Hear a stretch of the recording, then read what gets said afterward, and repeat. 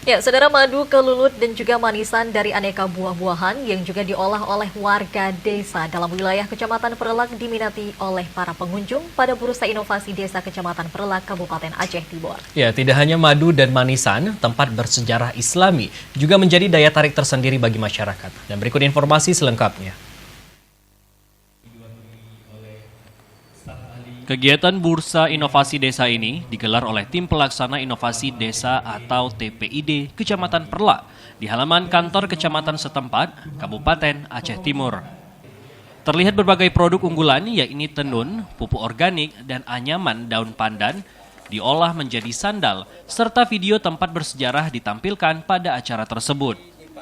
Adapun produk madu kelulut dari desa Blangbate dan manisan berasal dari desa Matang Pelawi terlihat begitu diminati oleh para pengunjung.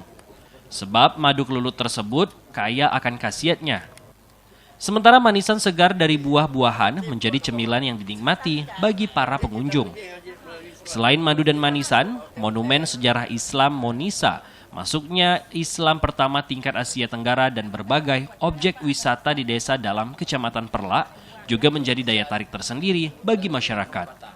Kepala Dinas Pemberdayaan Masyarakat dan Gampung Provinsi Aceh, Bukhari, mengatakan bahwa setelah melihat perkembangan inovasi desa di Kecamatan Perlak ini, pihaknya sangat bangga dengan hasil tersebut.